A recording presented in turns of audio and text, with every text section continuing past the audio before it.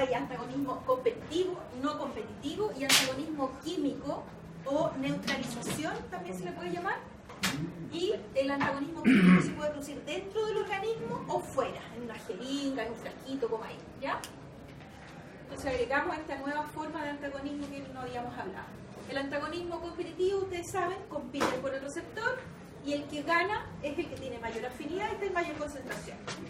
Si yo quiero que actúe el otro, aumento la cantidad del agonista y consigo desplazar, ¿cierto?, al antagonista que está ocupando el receptor. Lo mismo que vimos en la vez pasada, lo mismo que ustedes vieron en fisiología. Y el no competitivo también, ¿cierto? Aquí no compiten por el receptor, cada uno usa un receptor diferente, pero uno de ellos hace que el receptor del otro se modifique y se pueda unir. Entonces, no permite que haga efecto. Pero el efecto, sí. Modifica el receptor del otro. Sí. Generalmente ese es el mecanismo. Ahora, el ejemplo que sale aquí no es de eso. ¿Ya? Aquí actúan sobre dos receptores e interfieren con el efecto solamente. Histamina. La histamina, ustedes saben, produce vasoconstricción, ¿cierto? Perdón, vasodilatación. Por lo tanto, hipotensión. Y yo puedo antagonizar el efecto de la histamina con adrenalina, que produce vasoconstricción y es capaz de contrarrestar esa vasodilatación provocada por la histamina. Entonces actúa uno a nivel de receptores de histamina, otro a nivel de receptores de adrenalina. No tienen nada que ver los receptores, lo que tiene que ver solo con el efecto. Pero es mucho más eficiente contrarrestar una vasodilatación de histamina con adrenalina. Directo. Sí.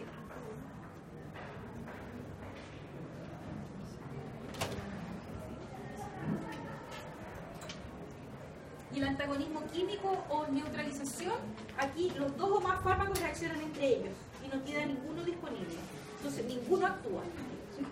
El no competitivo sería mucho anafiláctico. ¿Podría ser? Podría ser, sí, mucho anafiláctico perfectamente. Sí. Profe, esto es lo que se conoce como interacción. Interacciones, pero desde el punto de vista farmacodinámico, que es el efecto. Sí. Y también hay interacciones farmacocinéticas. Vimos interacciones en la parte de la metabolización. ¿Se acuerda? Inducción enzimática o inhibición enzimática. Claro, lo que pasa es cuando salen los folletos, cuando dice posible interacción, claro, esas son medicamentos, interacciones. se modifican los efectos. Sí, Eso. esto, bueno, no me acuerdo, pero debería haber dicho, ¿ah? Veamos si es verdad. Interacciones, ¿viste? Claro, son interacciones. Y ahora vista desde el punto de vista del efecto. Sinergia y antagonismo. El antagonismo químico, como decíamos, los fármacos reaccionan entre ellos, no queda, ninguno actúa, ¿ya? Y puede producirse adentro del organismo o afuera del organismo. En la práctica, la mayor parte de los antagonismos químicos que vemos se producen fuera del organismo, en una jeringa, en un frasquito, como aquí. Como que se anulan ellos. Sí. Se anulan. Se unen entre ellos. Se unen. Sí.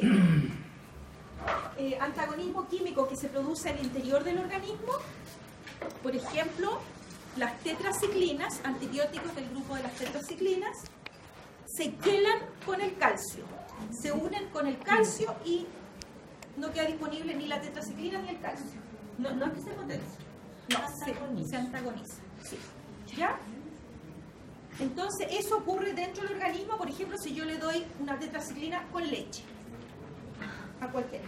¿Ya? Está así. O una tetraciclina con alimento. Los alimentos todos tienen algún nivel de calcio. ¿Ya? Ese es un antagonismo que ocurre dentro del organismo.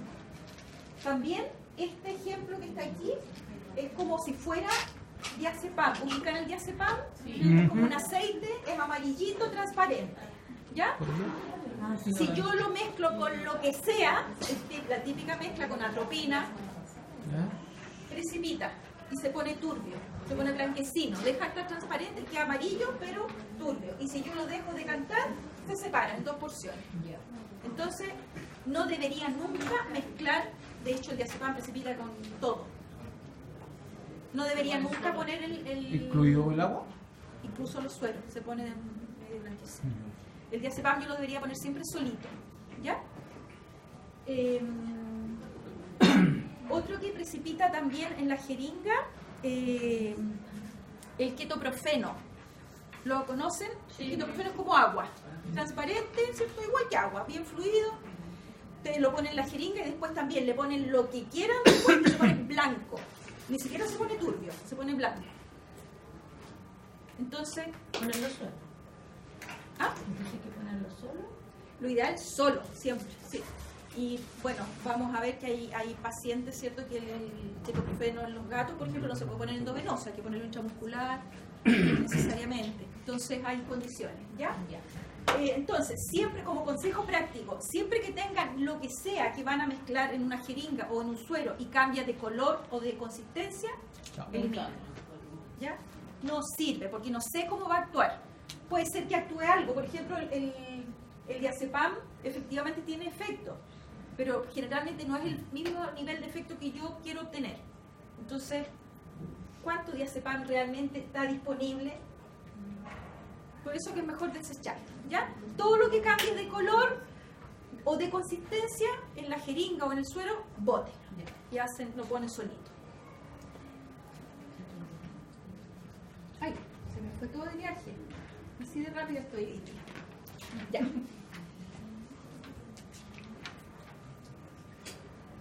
Otro concepto, ¿cierto?, dentro de lo que estamos viendo, que es la farmacodinamia, es el índice terapéutico, que es un número que nos va a permitir medir la seguridad de un fármaco. Y se puede medir con un gráfico como es este, ¿cierto? Aquí a esta dosis tengo hipnosis y a esta dosis ya tengo la muerte. ¿Me fijan? O esta es la forma más frecuente de medirlo.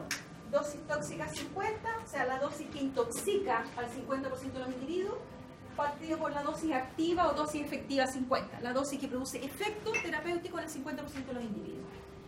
¿Por qué en el 50% de los individuos? Porque estamos hablando de seres vivos que son diferentes unos de otros. Por eso aquí se trabaja con los promedios, igual que en todo, ¿cierto? Entonces, este es el que más se usa y obviamente aquí, si yo tengo un fármaco que su dosis tóxica es 80 miligramos por kilo, por ejemplo, y su dosis terapéutica es 2 miligramos por kilo, ¿cuánto me da 20 dividido? 80 dividido por 2, 40, ¿cierto? Y tengo otro que tiene la dosis tóxica igual, 80 miligramos por kilo, y la dosis terapéutica es 70 miligramos por kilo. ¿Cuánto me da eso? Aquí no es tan fácil. 1,1. Ya, entonces, obviamente, como es una división, mientras más cerca de 1 esté el valor del índice terapéutico, de mayor riesgo es ese fármaco. Mientras más alejado de 1, es más seguro. Es 1 cuando la dosis tóxica es la misma de la dosis activa. Entonces, por eso, mientras más alejado de 1, más seguro. En la práctica, los laboratorios, cuando nos dan este dato, la mayor parte de las veces no nos dan un número, pero si les llegan a dar un número, ustedes ya saben, mientras más alejado de 1, más seguro, ¿ya? Pero normalmente nos dicen, este fármaco tiene un índice terapéutico alto. Yo sé que no necesito pesar al animal, puedo hasta calcularle al ojímetro el peso, ¿cierto? Lo puedo usar con tranquilidad. Cuando dice que tiene un índice Terapéutico alto, es seguro. ¿Dosis activa o terapéutica es lo mismo? Sí, ya. Dosis activa, efectiva, terapéutica, sí. No sé, el valor de seguridad es el 1. Exacto. Las dosis serían iguales. Ahí son iguales, no lo debiera usar, ¿cierto? Claro, no lo consideran con la dosis letal, ¿cierto? Que es la dosis que mata. Con la dosis tóxica nomás. Sí, claro. Pero la idea es que no se muere nadie cuando yo uso un fármaco. Yo no uso fármaco para matar a nadie, Ya, ni para intoxicar. Por eso que lo relacionan con la dosis tóxica. Ah, ya. ¿Ya? Y toma valores menores que 1, ¿no? No, normalmente no toma. Ya. Es muy Pero difícil, digamos. El segundo caso no deberíamos usarlo.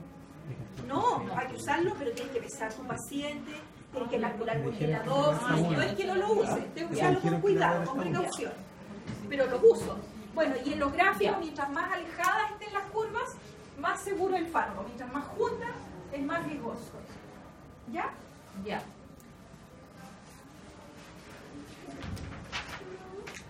Bueno, y hay dos conceptos que tienen que ver con lo que le llamamos vulgarmente el acostumbramiento, que es la tolerancia y la taquifilaxis o taquifilaxia.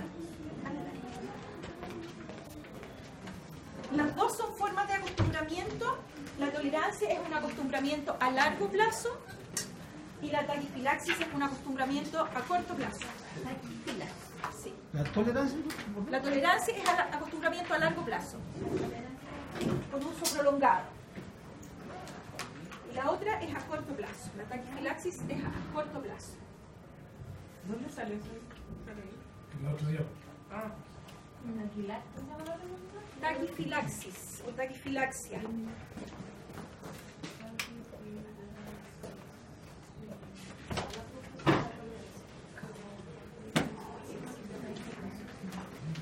Entonces la tolerancia, acostumbramiento a largo plazo, ¿cierto? Se produce cuando administra un fármaco a la misma dosis por un tiempo prolongado. Inicialmente su efecto es perfecto, pero con el uso va disminuyendo en forma gradual y progresiva su efecto. Entonces, si yo quiero mantener el efecto inicial, tengo que ir aumentando la dosis. ¿Ya? Y el ejemplo más característico y que es más fácil de ver es con la morfina. La morfina nosotros no la usamos en animales, pero yo creo que no hay familia que no tenga algún paciente que haya tenido cáncer, ¿verdad? Y la morfina ayuda a controlar el dolor. Inicialmente la dosis que se da le controla muy bien el dolor y generalmente dura unos meses con esa dosis funcionando bien.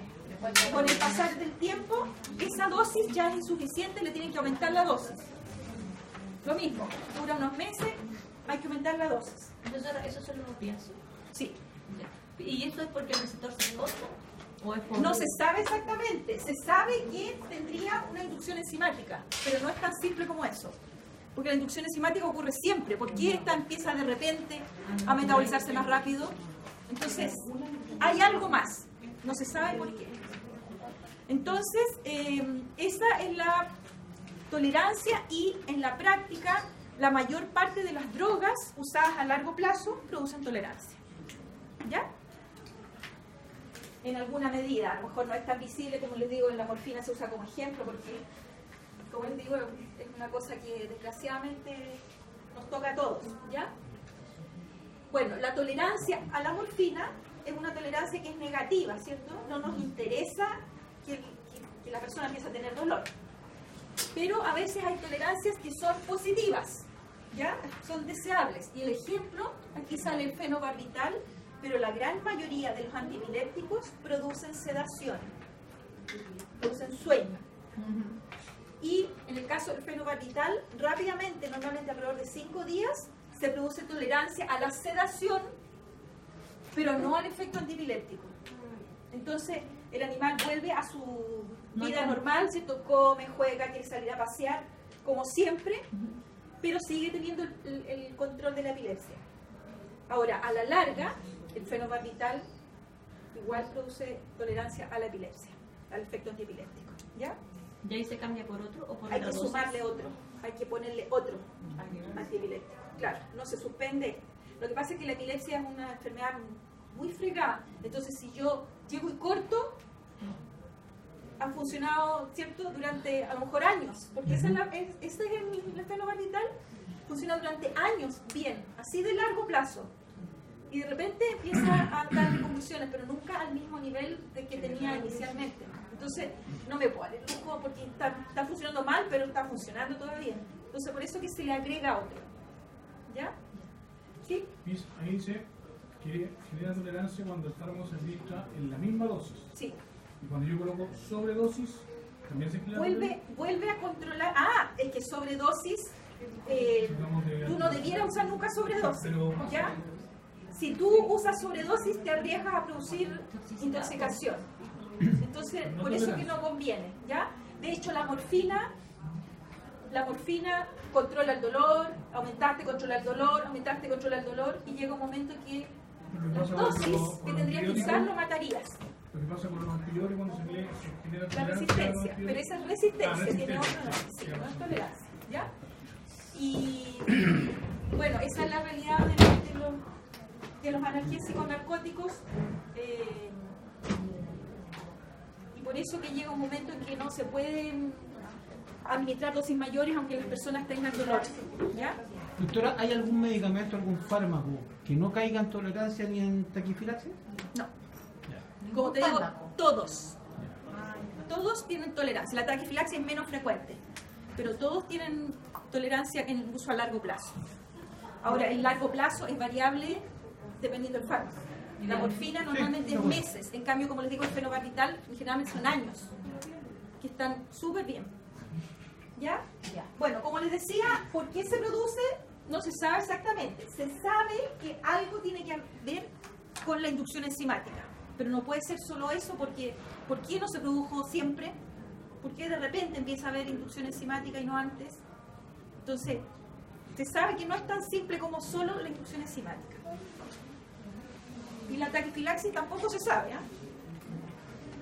La taquifilaxis, decíamos, es un acostumbramiento, pero a corto plazo, pero tiene la gracia que yo dejo de usar el fármaco y vuelve a funcionar bien.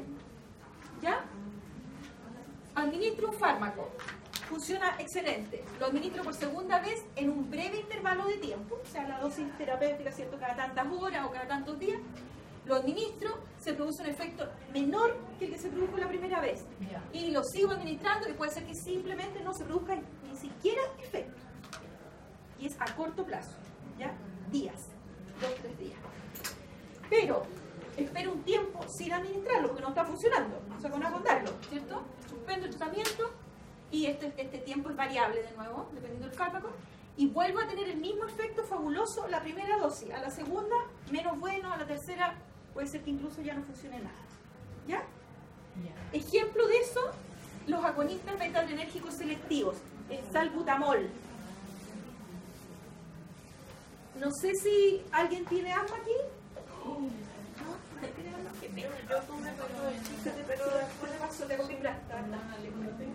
Bueno, el salbutamol, cuando recién lo crearon, que nos lleva muchos años el salbutamol, cuando recién lo crearon se pensó que nunca más iban a haber crisis asmáticas, nunca más iban a haber asmáticos en el fondo, porque es fantástico. No sé si te acuerdas, porque si lo usaste cuando chica a lo mejor ya no te acuerdas. Y ocupabas Fesema también. Ya, claro. Funciona pero excelente como broncodilatador y está y mucho corticoides. Corticoides hasta por la oreja, claro, cuando hay crisis severas. Sí, claro. Chicos, por suerte el organismo se acostumbra. Entonces, el salbutamol funciona, ¿sí? Hablaba del asma. Sí. Mi hijo tuvo un problema con el salbutamol. Ya. Lo nebulizaron en el hospital como a los 5 años y le dieron 0,7 de nebulización. Se sintió mal y la doctora dijo, no le vamos a dar más, y le puso no dar más. Claro. La otra vez que fue, dijo la doctora, es que le pusieron mucha dosis, Pero vamos a bajar la dosis. ¿Ya? Dice mamá, refiere mamá, escribió todo en el dato. Claro. Y lo nebuliza, y la tercera nebulización lo voy a controlar, y se me desmaya. Y es un espasmo de la laringe. Lo Vamos. tuvieron que entubar y fue la razón. Ya. Entonces el salbutamol, ahí se convenció a la doctora que era alérgico al salbutamol. Hizo una respuesta alérgica al salbutamol, porque el salbutamol es un agonista adrenérgico, o sea, hace lo mismo que la adrenalina. Entonces lo que más pasa es que haya taquicardia. Pero en el caso de él fue alergia. Imagínate, alergia al antialérgico. Digamos, entre comillas, antialérgico, porque en realidad es broncodilatador, pero es broncodilatador en procesos alérgicos. Y es un espasmo de la laringe. Imagínate, se puede haber, claro, podría haber ido por otro lado. No sé si ubican. ¿Eso fue por sobredosis o por el producto? Le bajaron la dosis Mucho de de la eso no tiene idea para que 0,7, la doctora puso, no, dijo, no puede ser alérgico. Vamos a ponerle A lo mejor era hasta para contrarrestar la taquicardia que te producían esto.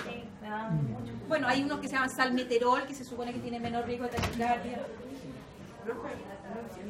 Que dice, se produce cuando un fármaco es administrado por segunda vez en un breve intervalo de tiempo con un efecto inferior al de la primera vez. ¿Sí? Es que nadie aquí usaba salbutamol, Ya, y el después ejemplo dice, no es. y después ¿Ya? O incluso puede no producir ningún después de efecto. esperar un tiempo que es variable para el fármaco, vuelve a producir el mismo efecto inicial. Sí, o sea, vuelve a funcionar bien. Se comporta Y igual. arriba me A dice- diferencia de la morfina, Pero es que lo que no entiendo es que me ¿Sí? dice que en la segunda parte del segundo párrafo me dice que vuelve a funcionar bien. ¿sí? Y arriba me dice que con la segunda vez que lo coloco, no vuelve Después de a haber producir esperado un tiempo, después de haber esperado un tiempo que es variable dependiendo del fármaco, lo vuelves a usar y la primera vuelve a funcionar bien, a la segunda más o menos, a la tercera puede que ya no funcione nada. O sea, hace Se comporta igual que la primera. Igual que la primera vez, a diferencia de la tolerancia que es para siempre. ¿Ya? Bueno, el salbutamol, como les decía, sirve muy bien para las crisis. Cuando hay una crisis severa, como el caso de ella, aparte de darle un broncohilatador, le dan un corticoide, un inhalador corticoide, ¿cierto? Para que además disminuya la respuesta inflamatoria. Pero el salbutamol lo que hace es dilatar el bronquio, funciona muy bien, el individuo estaba ahogado y se empieza a respirar bien. Una cuestión que llaman el cardiovines verapamilo. Para el corazón, sí, es un antagonista del canal de calcio. Lo vamos a ver cuando hagamos corazón. Porque te producía taquicardia. Estás tratando de quitar, ¿cierto? Acuérdate que es adrenérgico. Entonces seguramente no podían darse el lujo de no darte. O darte solo un corticoide porque no funcionaba bien. Porque el corticoide desinflama, tiene menos secreciones. Pero este te dilata el bronquio, entonces llega más aire. No basta con que te desinflamen nomás. Y taquicardia, también es broncohilatador, sí, broncohilatador. Entonces, la idea es esa. Tenemos un excelente medicamento, pero que dura, en el caso del salbutamol, dura alrededor de unos 3 días. Por eso le preguntaba si alguien tiene. Dura como 3 días. Cuando hay crisis, el médico le dice, porque generalmente son niños, administrenlo cada 6 horas. Cada 8 horas. O yo tengo mi nieto mayor, que ya también no tiene ningún problema, le daban cada 2 horas alternando, o sea, a las 2 horas el salbutamol, a las otras 2 la budesonida, el corticoide, ¿ya? Durante 2 días. Funcionaba fantástico. Y después se lo suspendía. Y él hasta el día de hoy anda con su salbutamol y su budesonida en los bolsillos, a pesar de que ya casi nunca tiene crisis. Pero prevención, porque además estudia justo aquí, estudia en Andrés Bello, y de repente hay bombas lacrimógenas. Y ahí sí, ahí plantea. Ahí muere, sí. ¿Ya? Entonces, esa es la gracia del salbutamol. Para las crisis funciona excelente, pero para tratamientos de mantenimiento, no. Nos sirve todos los días, qué sé yo, una vez al día para nunca tener obstrucciones, no sirve. Funciona en crisis, nada más. ¿Ya? En momentos de eso, ¿no? Claro. ¿Ya? Si lo mantengo, Y ahí va funciona disminuyendo excelente. el efecto. Si lo Sí. mantengo, Claro, y si la- va a tomar harto tiempo, después vuelvo vuelve a funcionar bien, claro. Ahora, no sé, yo lo he visto, como les digo, en mi nieto a veces está tomando es que él se lo aplica cuando tiene problemas nomás, y puede que haya problemas de bomba, ustedes saben, bombas lacrimógenas toda la semana. Hubo una época que todos los jueves. Entonces, todos los jueves, y le funcionaba bien. ¿Ya? Así que no es como para decir no sirve para nada. Hay que saber usarlo bien nomás. ¿Ya? No hay que usarlo siempre, hay que usarlo cuando hay crisis. Profesora, una consulta, estamos viendo un tema. 3 niños con asmáticos, pero yo lo traté con Nicotinec. Además del ejercicio. Ya, claro. Ellos dejaron empezamos como a los 4 años con el test cutáneo, y después a los 8 años ellos ya estaban dados de alta. ¿Ya? Entonces, ¿y los animales también se puede hacer eso? Sí, también. Es que a los niños tuyos tenían mucho menos severo. A mi nieto, cuando le daban crisis, se tenía que poner dexametasona endovenoso. O sea, no solamente oxígeno. Yo tenía Entonces, que ponerle la cabeza en el refrigerador. Y no, nosotros partíamos con él, o sea, no sentía eso, se nos moría. Y era tan claro como que yo le decía, cuando el niño, porque era un niño normal, pues jugaba, gritaba, ante los autitos y todo lo demás, y de repente tú lo veías y estaba sentado. No estaba haciendo nada, no estaba viendo televisión, no estaba haciendo nada. Era tanto el ahogo y él no era capaz de decir, pues si era chiquitito, era guaguita. Y había que partir con él. Entonces tenía unas cuestiones horribles. Como te digo, era tremendo. Con él incluso le pusieron estas vacunas que ponen y no le resultó. No. Entonces depende del grado, también hay vacunas para los perros. ¿Ya? Entonces, cuando nos toque un animal, también podemos intentar sí, con Kine, por ejemplo. ¿También se puede hacer ese masaje? También, sí, se usa mucho. Sí. Busca tutoriales en Google, te va a salir todo esto. Pero quiero realmente si son efectivos, porque sale son cada cosa efectivos, son efectivos. ¿Ya? Y lo mismo que en el humano, son efectivos, más efectivos si tú los nebulizas. Igual que el humano. Igual que el humano, ya. Sí. Bueno, y también desde el punto de vista del efecto, los RAM, que son las reacciones adversas medicamentosas, que muchas veces le llamamos efectos colaterales, ¿ya? Es todo efecto que no tengo ningún interés en obtener, pero que se produce a dosis terapéuticas y por el mismo mecanismo de acción que obtengo el efecto terapéutico, obtengo el RAM. Por consiguiente, el RAM se da siempre. No se da en algunos individuos, sino que se da siempre, ¿ya? Para no confundirlo con una sobredosis. El RAM es un problema de todos. Por eso que, lo que decíamos, ¿cierto? Siempre cuando yo uso un medicamento tengo que ponerlo en la balanza. ¿Me conviene o no me conviene? Porque a veces el RAM hace que no me convenga, o por lo menos no me convenga ahora. Tengo que esperar a que el animal esté en mejores condiciones, ¿ya? Y constituye la causa más frecuente de enfermedad iatrogénica, o sea, de enfermedad que nosotros hemos generado con un actuar malo, no de mala voluntad, pero hemos actuado mal, ¿ya? No lo pusimos en la balanza, llegamos, lo hicimos a tontas y a locas, terminamos produciendo iatrogenia. ¿Y eso cómo lo podemos ver? Por ejemplo, el daño renal después de Cuando una cirugía larga. Por ejemplo, daño renal, tiene que poner suero. Antes, claro. Claro. Por eso que es importante que sepamos los RAM. Entonces, cada vez que veamos un fármaco, vamos a ver el efecto terapéutico y el RAM. Siempre. Porque tenemos que contar con que se va a producir. Si no lo vemos, fantástico. Pero lo más probable es que lo veamos siempre. ¿Ya? Y claro, que esperar. Claro. Hay que esperarlo.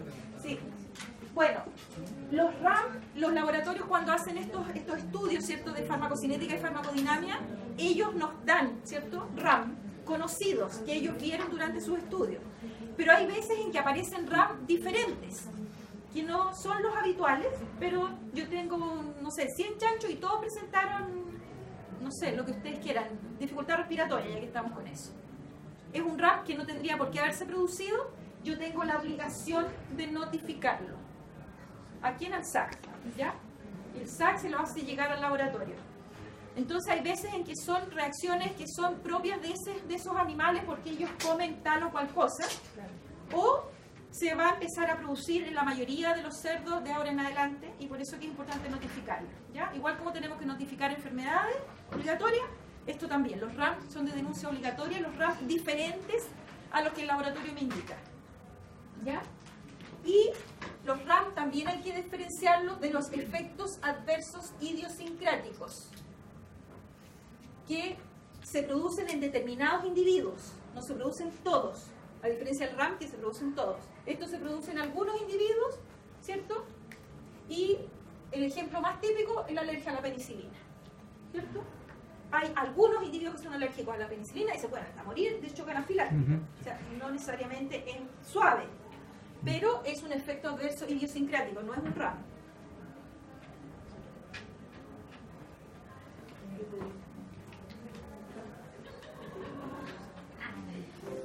Con esto terminamos la farmacodinamia, que es el estudio del efecto terapéutico.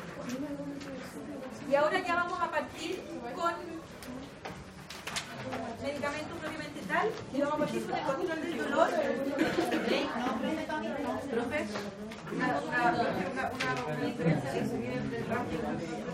Es que se produce por el mismo mecanismo de acción. La alergia a la penicilina es que efecto adverso y RAM son lo mismo.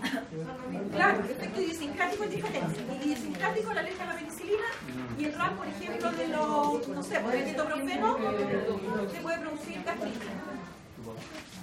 ¿Ya? Esto, si ustedes lo sacan del eCampus, tiene menos diapositivas que las que yo voy a pasar, así que se las voy a subir en apuntes, ¿ya? ¿La subí en apuntes? Ya. Para que vean que tiene otros representantes más. En el fondo es lo mismo, solo que tenía muy poco. ¿Tenemos tequinomena? ¿No salen los antihistamínicos todavía? No les aparece. Ya. Yo vi estas dos clases, farmacodinamia y ahí yo se los subo si no les aparece, ¿ya? Entonces vamos a ver control del dolor, y ya entrando en materia de los fármacos. Entonces la idea en esta parte es poder identificar la mejor alternativa para controlar el dolor en forma adecuada de un animal. ¿Por qué nos interesa tanto controlar el dolor? Porque un animal que tiene problemas para el dolor no tiene una actividad fisiológica normal, no funciona bien, ¿ya? porque le duele. ¿Ya?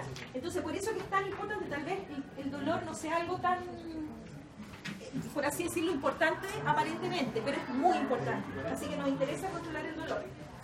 Entonces vamos a ver las opciones terapéuticas que tenemos de acuerdo a las especies, porque ya sabemos, por ejemplo, el paracetamol no lo vamos a usar en gatos, ¿cierto? No. Entonces tenemos consideraciones por especie, pero además tenemos consideraciones legales, porque en Chile y en prácticamente todo el mundo no podemos usar los opiáceos, ¿ya? Que se supone que son dentro de los analgésicos los más de amplio espectro, los que controlan mayor diversidad de dolores. Bueno, ¿cómo se produce, cierto, la sensación dolorosa? Esta es la manifestación en que se produce siempre. Tengo un estímulo doloroso, que aquí está el clavo, ¿cierto? Está afectando la piel. Se percibe por un receptor que hay en la periferia. De ahí va por un nervio sensitivo al acto anterior de la médula espinal. Aquí se procesa, se modula y se procesa la información y lo mandan a la corteza cerebral y ahí se percibe el dolor. Esa es la forma. Ahí está hablando de piel, pero en el fondo en cualquier zona del cuerpo tenemos que tener los receptores, ¿cierto?, del dolor, que se van a ser encargados de transmitirlo, y la médula espinal es muy importante para el cómo percibimos el dolor. Y a propósito de esto, clínicamente una sensibilidad dolorosa se puede manifestar de varias formas. Por ejemplo, como hiperalgesia, o sea, una respuesta dolorosa mayor a la que yo esperaría obtener, ¿cierto? Ahí apenas se enterró un clavito y le duele y cojea como 2 meses, ¿ya? Eso es una hiperalgesia, una respuesta exagerada, pero le duele mucho, ¿ya? La alodinia es una respuesta dolorosa a un estímulo no doloroso. En animales menores se da mucho que uno los toca y les duele. Entonces uno no sabe muchas veces si realmente le duele o si está chamullando. Ahora, ¿qué hago yo? Yo tengo que presumir que sí le duele y tengo que tratar ese dolor, aunque sea el chamullo, ¿ya? Existe lo que se llama dolor espontáneo. El dolor nunca es normal, ¿cierto? Nunca es fisiológico y no debiera ser espontáneo. ¿Por qué se llama así? Porque, por ejemplo, si yo me estoy pinchando una espina, ¿cierto? Acerco la mano, me pincho una espina, lo voy a sacar inmediatamente, no voy a seguir con la mano ahí para seguir pinchándome. Por eso que se considera una forma de dolor fisiológico el dolor espontáneo. Claro, o quemarse, cosas así. Es un dolor positivo, porque me permite no seguir percibiendo dolor, ¿ya? Por eso que se le considera fisiológico. Y existe también el dolor del miembro fantasma, en que no hay miembro, es un recuerdo del dolor, pero duele igual, ¿ya? Lo importante es que cuando uno controla dolor, tenga presente que yo tengo que controlar el dolor que aparece en el paciente, no controlar el dolor que yo creo que debiera tener el paciente, ¿ya? Entonces, si él responde con hiperalgesia, yo tengo que responder en mi terapia con hiperalgesia.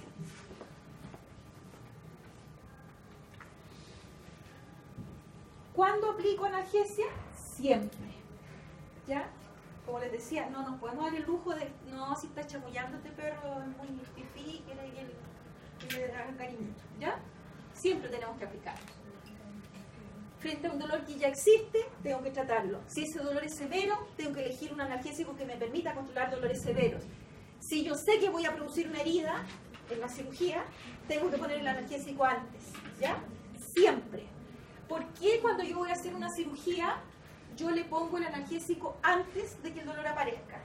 Porque es más fácil evitar que el dolor aparezca a eliminar un dolor ya presente, ¿ya? Entonces, si yo sé que voy a generar dolor, le pongo el analgésico antes. Antes del tranquilizante. Con el tranquilizante, la preanestesia. Dijo la semana pasada tranquilizante, analgésico y si es necesario, no. Eso entendí. Tranquilizante, analgésico, y si es que el animal tiene una enfermedad infecciosa, antibiótico. Una vez que han hecho efecto esos, ponemos el anestésico general. Espero que hagan efecto. La sinergia, que habla cuando hablamos de sinergia, ¿ya? Lo vamos a seguir repitiendo, les va a salir hasta en la sopa porque lo vamos a volver a ver cuando veamos sistema nervioso central, ¿ya? La idea es que cuando ustedes lleguen a cirugía, te lo van a tener clarito y ahí lo van a practicar más encima, ¿ya? Entonces, siempre pongo analgésico. Si yo sé que voy a generar un dolor, lo pongo antes, ¿ya? ¿Y qué dosis uso? La dosis necesaria para el dolor de ese paciente, ¿ya? Entonces yo titulo en la dosis en base al paciente. El paciente me va a decir cuánto necesita. Y hay veces, sobre todo nosotros aquí en Chile, que no tenemos muchas alternativas, que no nos basta, no puedo seguir dándole lo que ustedes quieran, ketoprofeno, no le puedo seguir poniendo, porque la dosis ya es muy alta. Entonces tengo que usar combinación de fármacos, y a eso se le llama terapia multimodal. Sinergia, de nuevo. ¿Se fijan? ¿Ya?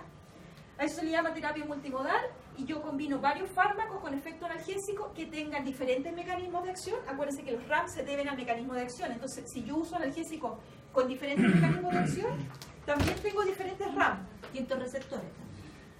También, sí. Pero a mí lo que más me interesa es que controle el dolor sin generar otros problemas. Y sabemos que los analgésicos que nosotros podemos usar, todos provocan gastritis, dolor de guata. Entonces, claro, se le quitó el dolor de la pata por el dolor de la guata. ¿Ya? Por eso que en la terapia multimodal tengo que elegir bien. Bueno, y terapia multimodal, como nosotros estamos hablando de fármaco, yo digo fármaco, pero no hay que descartar todas las terapias, los TENS, la estimulación eléctrica, la acupuntura, las flores de Bach, el amor, todo. ¿Ya? Todo lo que necesito forma parte de esta terapia multimodal para que el animal no le duela. No solamente productos químicos. Nosotros vamos a hablar de fármacos porque es nuestro tema. Pero uno no puede descartar la otra parte. Profe, las dosis a aplicar siempre van con los kilos del paciente. Kilo de peso, sí. Y te dan un rango. Generalmente no te dicen 2 miligramos por kilo, sino que te dicen entre 2 y 10 miligramos por kilo. Pero depende de la especie.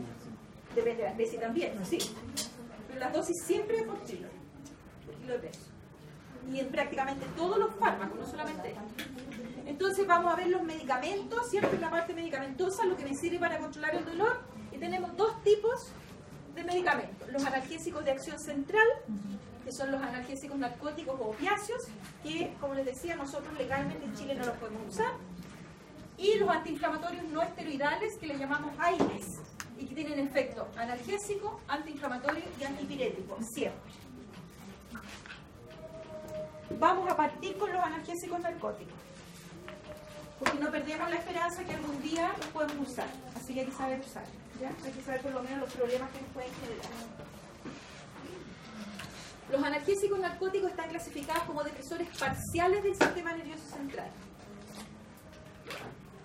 Entonces son capaces de mitigar el dolor, no siempre eliminar el dolor, pero por lo menos disminuirlo en forma notable. ¿Ya? Por eso que se dice que mitigan el dolor. Si lo quitan, ¿ya? Pero por lo menos lo disminuyen. Y sin generar una gran depresión del sistema nervioso central. Lo que hacen es elevar el umbral del dolor y producir esta sedación leve, que es esta depresión leve también. ¿Ya? Son buenos tanto para el dolor somático como el visceral. Por eso que se consideran dentro de los analgésicos los mejores, porque son capaces de actuar prácticamente en cualquier tipo de dolor. Dolor somático, De estos analgésicos. morfina, fentanilo. Vamos a ver el siguiente. Una característica que tienen todos los analgésicos narcóticos es que son depresores respiratorios. Unos más que otros, pero todos son depresores respiratorios. Entonces, siempre que se vayan a usar, se recomienda preoxigenar al paciente 5 minutos antes de administrarlo. Entonces, si se van fijando, la preanestesia, ¿ya? Si yo lo voy a usar, tengo que preoxigenar antes, lo más probable que antes con el tranquilizante incluso. ¿Ya? Pueden producir tolerancia, lo que veíamos con la morfina, y también dependencia. Que eso es lo que ha generado que no lo podamos usar libremente. Desgraciadamente hay mucha mal uso. Tolerancia Eso hace que, sí, hay mucho mal uso, y eso hace que, como les decía, prácticamente en todo el mundo esté prohibido el uso de opiáceos en animales. ¿Ya? Se unen a receptores que se llaman endorfínicos u opiáceos. Receptores, como ustedes saben, que están en el organismo. Los receptores, cuando son los fisiológicos, generalmente se les llama endorfínicos. Ustedes saben que no estamos siempre teniendo dolores, ¿cierto? Y no nos damos ni por enterados, porque el organismo se encarga de liberar endorfina y no nos duele. ¿Ya? Entonces ocupan esos mismos receptores. Entonces muchas veces cuando se usa para el efecto fisiológico se le llama endorfínico, y cuando se usa por efecto farmacológico se le llama opiáceo. pero es la misma cosa, son los mismos receptores, así que da lo mismo el nombre que use, ¿ya? Y hasta ahora se han descubierto 4 receptores opiáceos, se cree que hay más. Los mu, kappa, delta y sigma. Y los que más tienen efecto sobre los receptores del dolor son los mu. Todos participan en alguna medida en el control del dolor, pero estos son los más importantes. Y los otros son los más importantes en provocar los estados de euforia, que es la razón por la que lo usan como droga de fantasía, lo mal usan. ¿Ya? Entonces a nosotros, desde el punto de vista nuestro, nos interesaría que ojalá actuaran solo sobre los receptores mu. ¿Y las farmacéuticas no les conviene llegar a eso? No se puede. Actúa con suerte sobre todos los receptores. No es tan fácil como tú separar. A ver, estos van a actuar aquí. Acuérdate que cada vez se están haciendo cosas más específicas, pero a ese nivel todavía nada. Claro, las cremas, por ejemplo, en las cremas se consigue muchas veces que el principio activo vaya ahí, con los liposomas. ¿Ya? Que vaya aquí, yo creo que actúe aquí y va ahí nomás, ¿ya? Pero con este tipo de fármacos no. Es muy... Sí, en todo el organismo. Por otro lado, lo que decíamos del dolor, el dolor es totalmente individual. Entonces puede ser que haya un animal que está cojo porque, no sé, tiene una pata fracturada.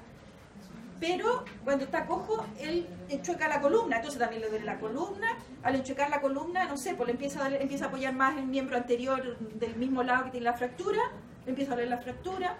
Entonces también, ojalá actuara sobre todos los receptores de dolor. ¿Te fijas? Porque generalmente es así, un dolor va provocando otros, porque el mismo individuo trata de no hacer trabajar la zona que le duele. Y eso nos pasa a todos. En fisiopatología nos dijeron que había dos tipos de dolor, uno suave y uno más fuerte.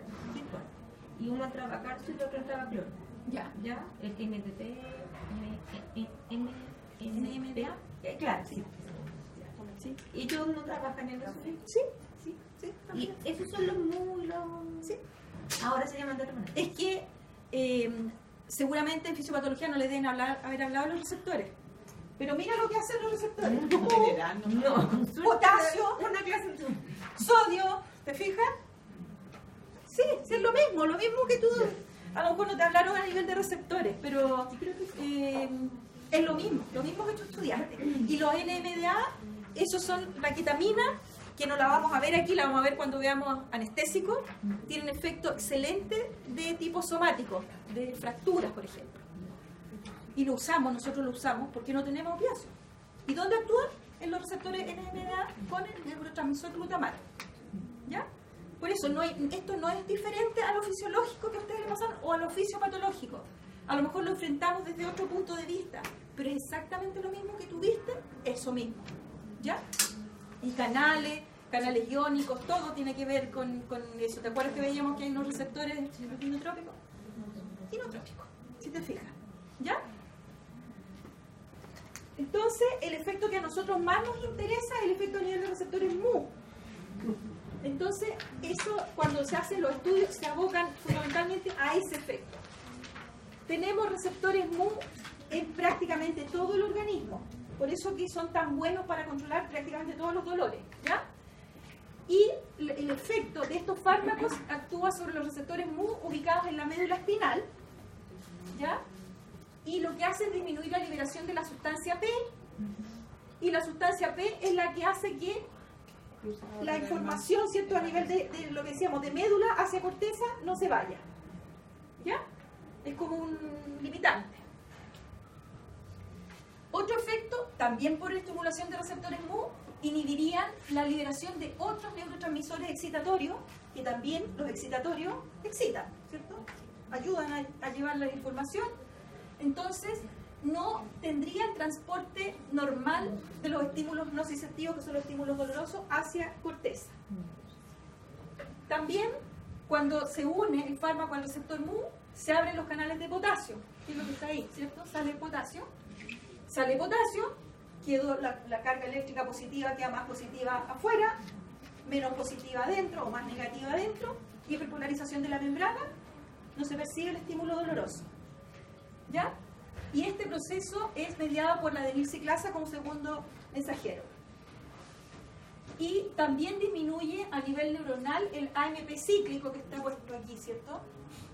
Disminuyendo el AMP cíclico, eso hace que, favoreciendo, ¿cierto? Ya tenemos la salida de potasio y bloquea la entrada de calcio.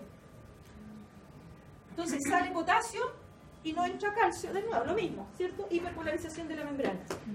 O sea, tiene varios mecanismos para que no se transmita el estímulo doloroso.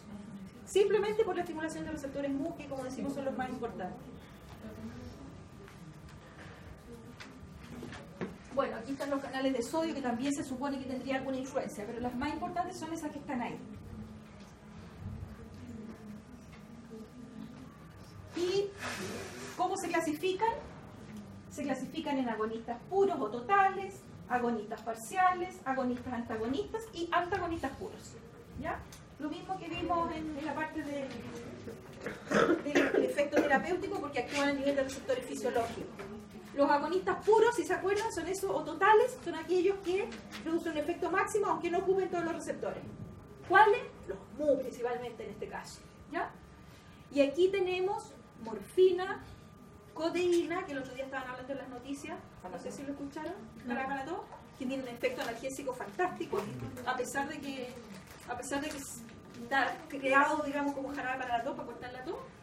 Heroína, que no se usa como fármaco, una droga solamente, metadona, meperidina y fentanilo.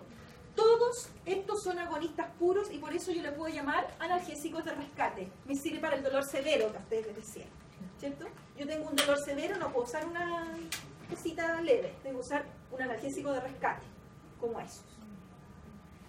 ¿Eso porque actúa así o sí? No, porque es más eficiente. Lo que decíamos, puede ser que no te corte el dolor. Los dolores severos son, por algo se llaman severos. Pero va a disminuir. Por lo menos disminuir. ¿Ya? Los agonistas parciales, decíamos, son los que tienen un efecto parcial aunque ocupen todos los receptores. O sea, nunca tengo un efecto completo, por lo tanto no me sirven como analgésicos de rescate. ¿Ya? Y entonces su actividad intrínseca es menor, por ejemplo, que la morfina, que sabemos que es como el prototipo del analgésico narcótico. Por ejemplo, la buprenorfina. ¿Para qué se puede usar, por ejemplo, la buprenorfina? Uno de los usos para hacer ovariohisterectomía y castración.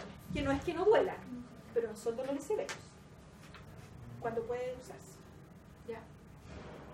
Los agonistas antagonistas, decíamos que actúan como agonistas en unos receptores y antagonistas en otros. Y son menos eficientes que los agonistas parciales. ¿Ya? En este caso, son antagonistas de los receptores MU, que son los buenos, por así decirlo, y son agonistas de los kappa, que también ayudan a controlar el dolor, pero son menos buenos que los MU. Entonces, no es que no tenga ningún efecto, pero tampoco me sirve para el dolor severo. Y me sirve para dolores menos intensos que pentazocina y butorfanol. También generalmente se usan, por ejemplo, para las esterilizaciones y castraciones. ¿Y qué pasa si tengo una sobredosis? Uso un antagonista puro, un antagonista eficiente. Son aquellos que bloquean los receptores y no hacen nada. Lo mismo que vimos como antagonista, ¿ya? Es un antagonismo competitivo. Y tenemos dos tipos, naloxona y naltrexona, que los dos son antagonistas puros. Pero nosotros usamos la naloxona porque se puede usar endovenosa. La naltrexona se administra por vía oral, en veterinario no se usa en humanos para tratar de revertir adicciones. ¿Ya? Para que el individuo se vaya acostumbrando a poquito, que aunque se drogue, no haga el efecto que está intenso, como controlando de a poquito el efecto. ¿Ya? Nosotros usamos la naloxona porque la mayor parte de las veces, como es complicado usarlo, la mayor parte de las veces cuando se usan estos fármacos, se usan en pabellón de cirugía y están inconscientes. Los antídotos estarían en esa categoría. Esto es un antídoto. Los antagonistas son antídotos. Sí. Y como les digo, naloxona para nosotros. Ya, ahora vamos a hacer el recreo y vamos a ver la lista.